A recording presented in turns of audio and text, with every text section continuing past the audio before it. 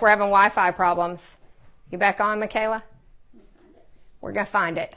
Thanks for hanging with me. We had a few Wi-Fi problems. If you're just joining us now, we're talking about the artist Sol LeWitt and wall drawing number 652.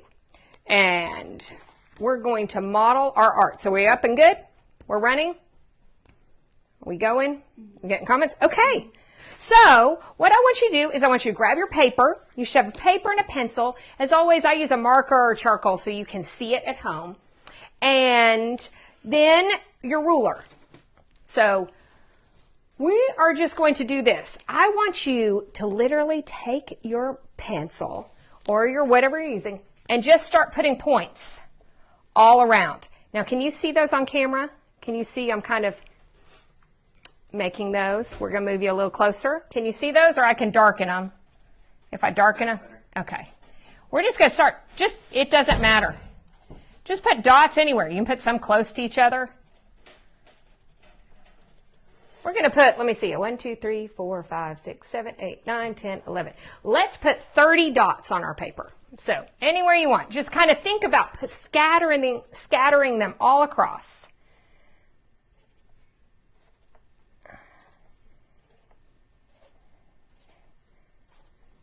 I'm on 21, 22.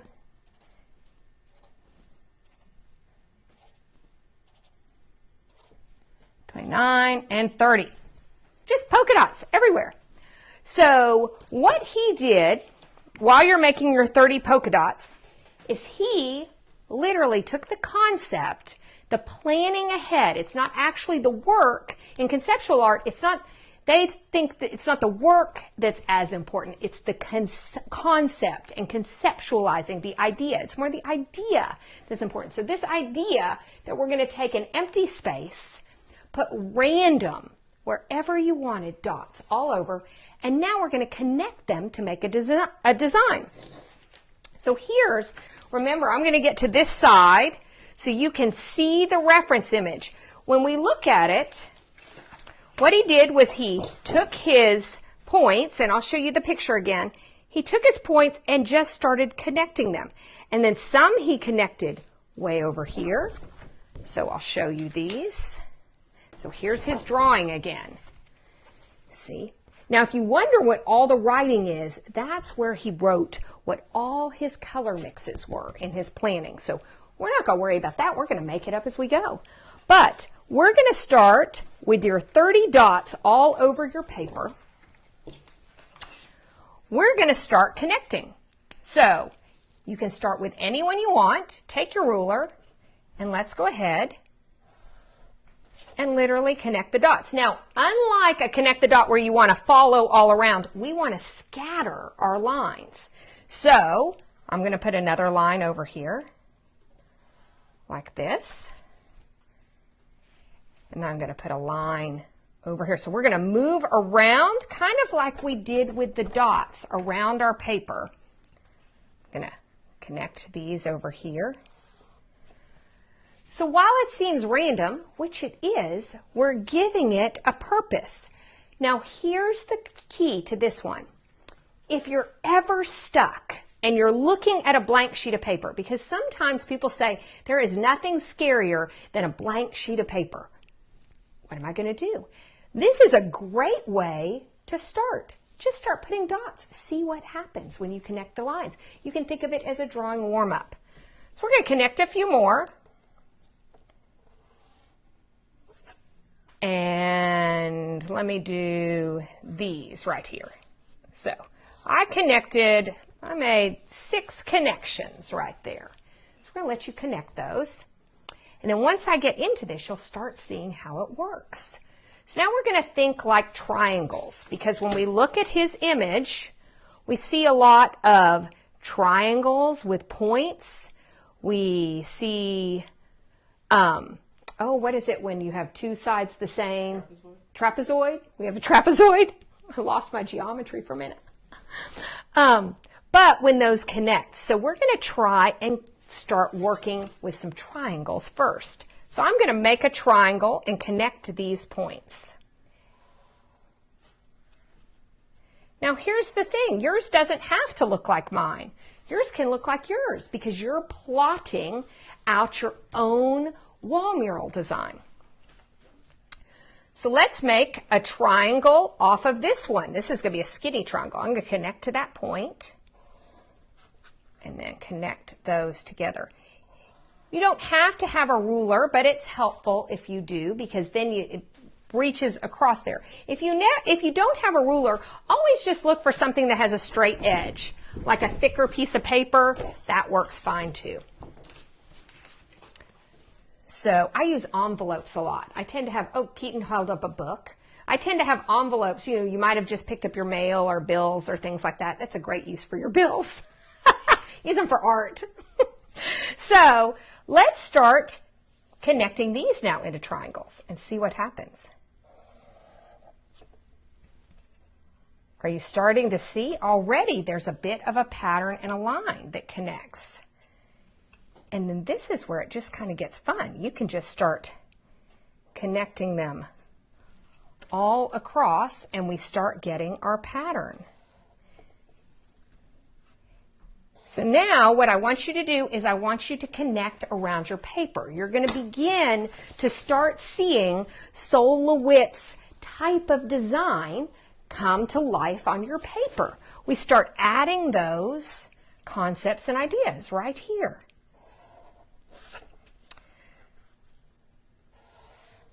So see how we start making these shapes? Does this just get your mind thinking about all the ways you could change up some neat designs and do some different things? So we just keep going. And we're thinking in triangles. If you end up with a trapezoid, that's also there. But we keep getting these kind of images. I'm going to keep on over here so you can keep seeing what I'm doing. Now when I get to the end of the paper and I get to these, I can just make the lines go off any way I want to. I'm just going to make it end at the end of the paper. So just like that. So we're getting this really neat geometric design, and it's basically a modern art dot to dot. So we're going to come across and do this. Is our reception coming in okay this time? Our Wi-Fi? So you see how I'm moving around. So I'm going to let you continue to fill in and connect your dots. We got to connect all our dots all across the paper to create this image. I forget how high this is. If I remember, I'm about this tall when I'm looking at the wall. So this is that high. There's kind of a like where a little temperature gauge would be. It's pretty tall. So I'm going to put a trapezoid in here. I think I like that right there. See how we just keep connecting those dots? And you start getting this really cool geometric landscape coming out. Just shapes and patterns.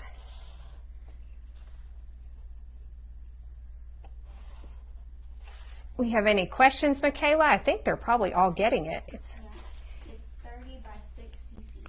30 by 60 feet. So this, you can't see all of it. There's the corner way up here. So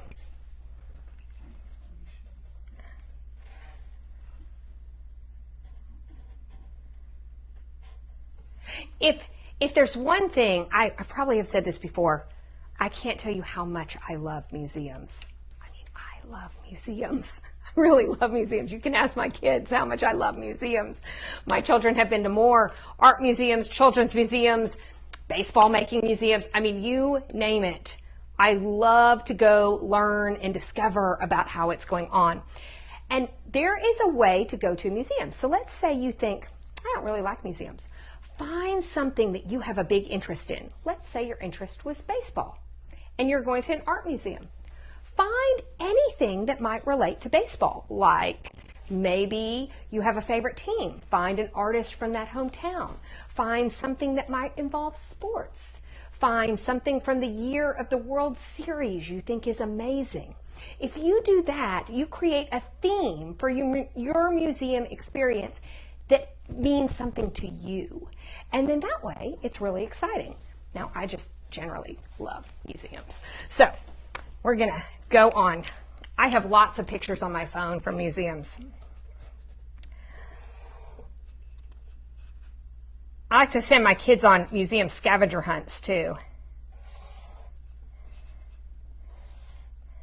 I even made other people's children do it. We went to the Smithsonian, and I was a chaperone, and I made a full Smithsonian scavenger hunt, even for other people's children, not just my own, because I was so excited.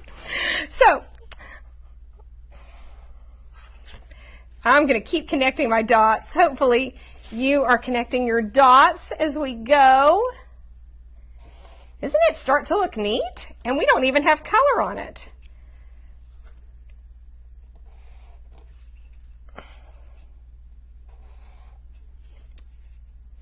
So if I have adults that are working watching this, you can do this during your Zoom meetings. Don't tell them, just do it on your paper.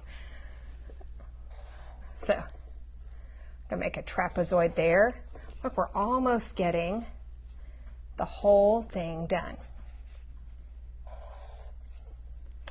And just remember, when you get to the end, you can just make any lines, just carry them from the dot off the paper. I'm just going to take that one.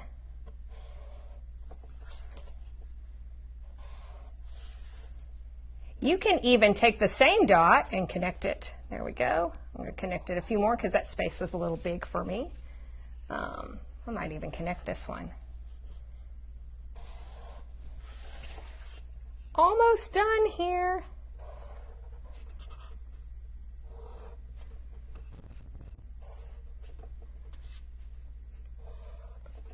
So now when Sol LeWitt painted this, it wasn't just him. Lots of times when you see big paintings, it's done by assistants or a workshop. So he had other people that he brought in to help him fill in all the color. So now's the time to recruit your brothers and sisters to help them fill in yours. So you can create your own artist workshop at home or do it all yourself too.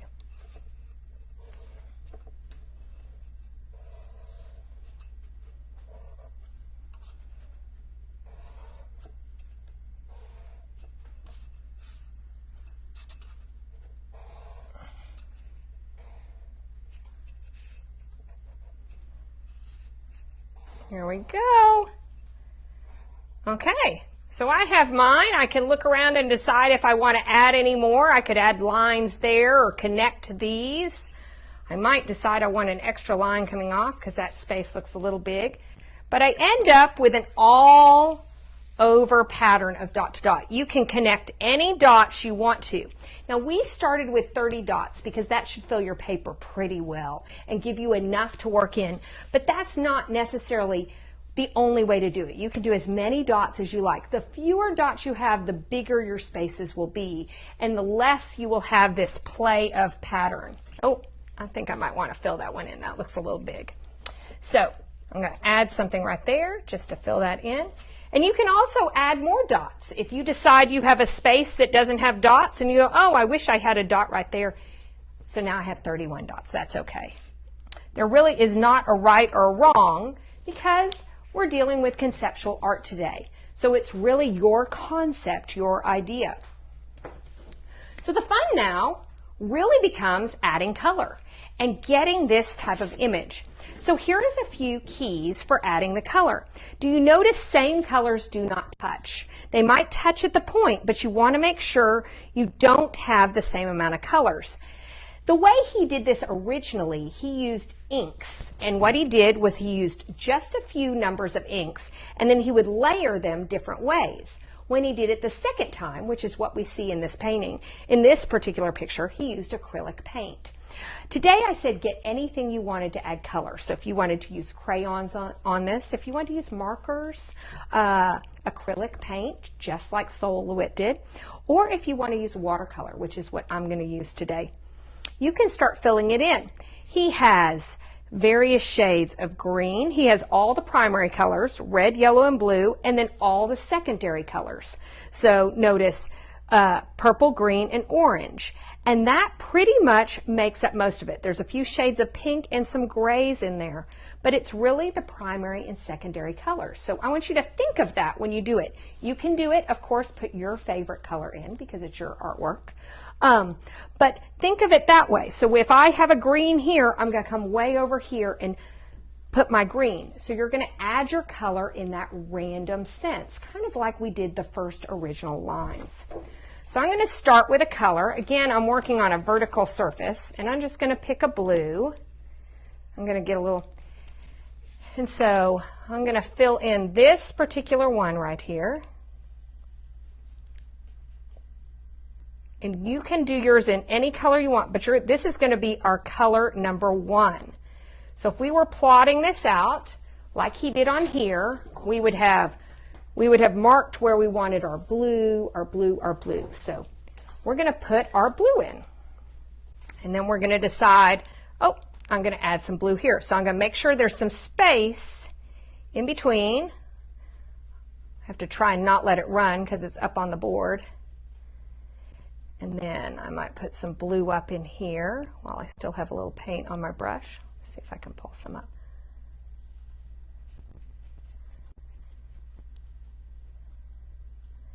Now the nice thing is, if you worked in pencil, mine are going to be darker because I work in the ink so you can see it at home. But if you work in pencil, it's going to be more just colors touching colors, which is what you want. But if you like that look of that outlined, you can do that. I'm going to put some blue here.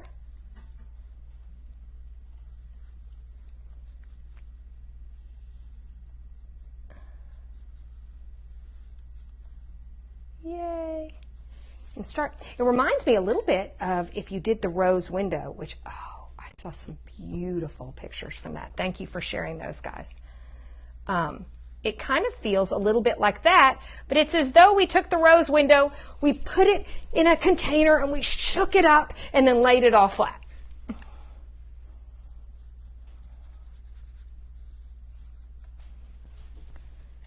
So we're just going to continue this. I'm going to make sure I get all the blue in, and I'm going to put a few more in, and then I'm going to let you finish at home.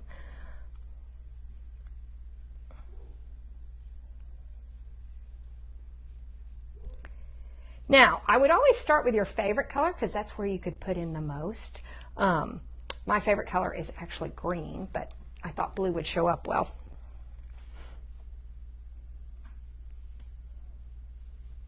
What is your favorite color? Does everyone have a particular favorite? Some people are very particular about their shades, like they like turquoise blue, or they like, a baby pink. But I like almost any shade of green, pretty much. So, do we have some favorite colors? Got teal. Ooh, teal is a favorite color. And blue. We got pink. Pink. Yellow. Ooh, yellow. There's a lot of yellow in this one. Blue and purple. Blue and purple. Ooh, lavender. Ooh, lavender. Michaela, what's your favorite color? I like purple and I like maroon. Michaela's favorite colors are purple and maroon. Now, I might confess, she started school at Texas A&M, so that might be where the maroon comes from. Definitely. Just saying. Keaton, what are your favorite colors? Those two. Keaton likes these two, these lighter shades of blue. So I'm going to switch, and I'm going to go to, there's not a really good red in this particular art palette, so it's going to be a rusty red. I'm going to switch to red, and I'm going to start going along. Now, since I have watercolor, I'm going to still skip spaces because when spots are wet, if I put it right adjacent to it, it will bleed as long as it's wet. So we want to avoid that. So I'm going to come up here and start filling this in.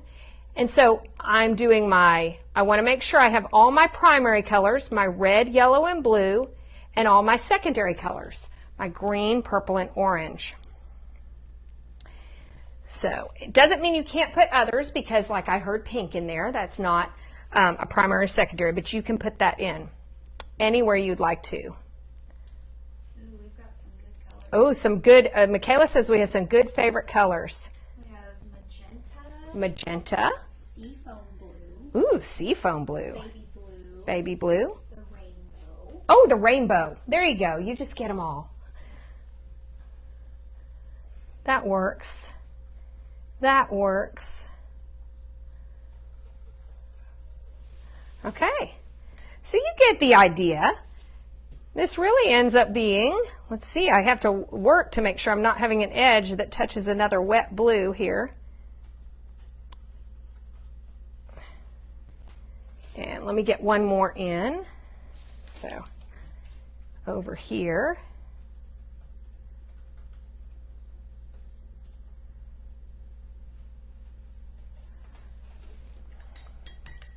And then I'm going to switch over to yellow. So that was someone's favorite color, so they'll be happy. So again, I'm skipping space. And it doesn't mean, if you notice in Sol's picture, he's not using all the same shades of yellow. So this is brighter, this is lighter. You know, was a real pale yellow, there's a much orangey yellow over there. So if you're doing paint and your paint's a little thinner on one, they don't have to be exact. It's the idea that we're just having all this color together in these geometric shapes. So, but it does feel like a stained glass window, doesn't it?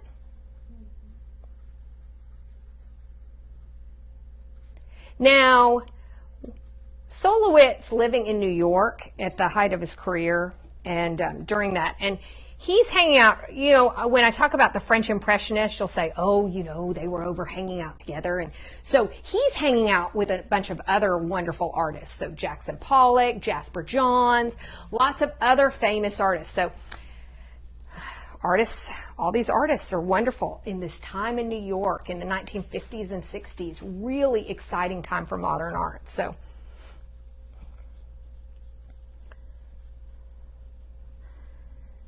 I'm going to add one more right here, and then I'm going to get a few more, and I hope let's see, I think it's dry enough I can make some connections so you can really start seeing what it looks as we bring it together. So let me move to an orange. So I'm in secondary colors now, and let me put that.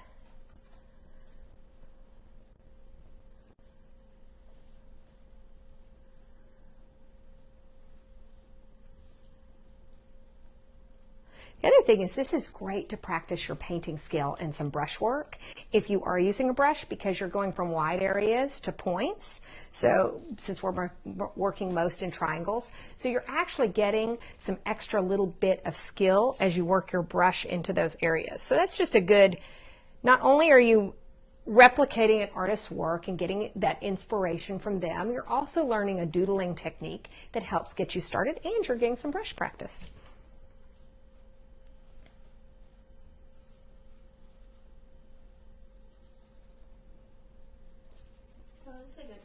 Can you use this technique on a canvas? Yes, you certainly can. Of course, when you work on a canvas, you're probably going to want to work in, you can use watercolor on canvas, even though it's an active medium, but you're probably going to be preferential to work in an acrylic or an oil.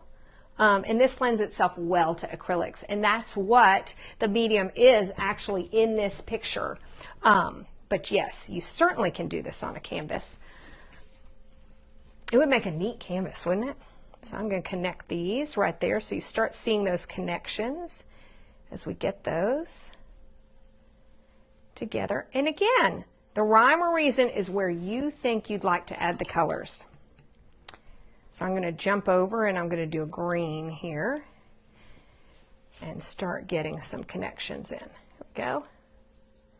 I'm going to get a few more, and then I think you will get the idea. Lots of good questions. And lots of good favorite colors, too. I'm going to try and get all my secondaries in here. So what's the one secondary I haven't used? Can anyone answer that?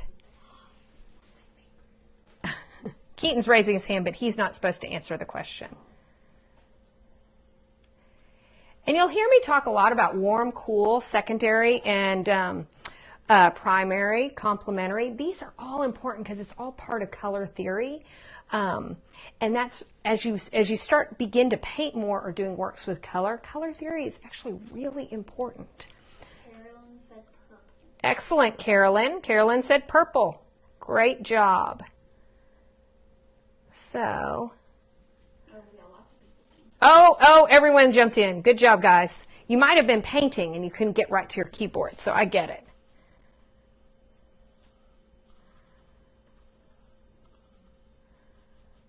That's what, in the studio, we do a lot of lessons, and I try to put as much into them, having experience as a professional artist, things that I found handy. So sometimes you're like, well, what is going on with this? Well, all those other little things. We're getting color. When you're finding out what happens when you put colors together, like I said, brush technique, you're getting some doodling inspiration, you're learning about an artist. There's all these things involved in what seems so random but wonderful. So let's add it. There we go.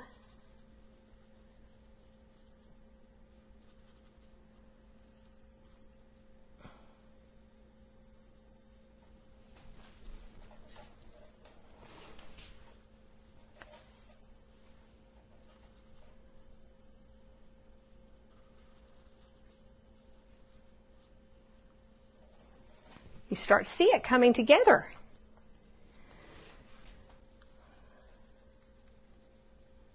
So how are yours coming at home? This is a fun one because it's very relaxing. It can kind of, it's a great rainy day activity if it's rainy or you just have to sit there and come up with something to do. It's good for your mind. Of course, I think art's good for everything, but. So, maybe one more. And let's see, there's a perfect spot. It was asking for purple right there. Yep.